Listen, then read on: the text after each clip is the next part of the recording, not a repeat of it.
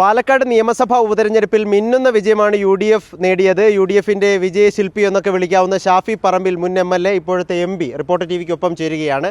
ഇങ്ങനെയൊക്കെ വിജയം നേടുമ്പോൾ CPMൻ്റെ BJPയുടെ പ്രതികരണവും വിമർശനവും SDP അടക്കമുള്ള മുസ്ലിം തീവ്ര വിഭാഗങ്ങളുടെ വോട്ട് വാങ്ങിയാണ് UDF ജയിച്ചത്, അല്ലാതെ ജയിക്കാനാകുന്നില്ല എന്ന പ്രതികരണം ഈ CPMൻ്റെയും BJPയുടെയും ഭാഗത്തുനിന്ന്. അതൊരു ടീം വർക്കാണ്.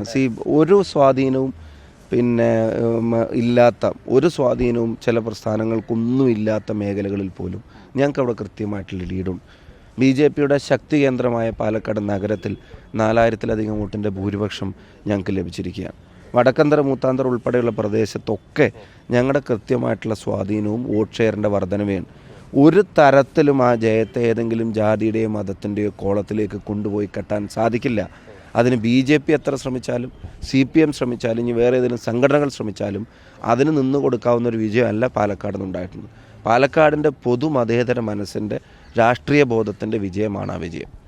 ഇപ്പോൾ വരുന്ന ഒരു വലിയ വിവാദം, ഈ റോഷി പാൽ എന്ന നമ്മുടെ റിപ്പോർട്ടർ TVയുടെ മാധ്യമപ്രവർത്തകനെതിരെ കൊലവിളി നടത്തുകയാണ് സമൂഹ മാധ്യമങ്ങളിലൂടെ കോൺഗ്രസ് അനുഭാവികൾ.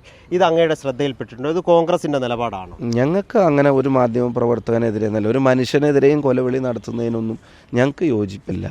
അതൊന്നും ആരാണെങ്കിലും കൊലവിളി അതിൽ പറയുന്നത് SDPയുടെ പിന്തുണയില്ലാതെ മുന്നോട്ട് പോകാൻ UDF ചാനൽ കഴിയില്ല എന്ന് റോഷി പാൽ പറഞ്ഞിരിക്കുന്നു. കൈപ്പാങ്ങിന് കിട്ടിയാൽ തീർത്തേക്കണം എന്നതാണ്.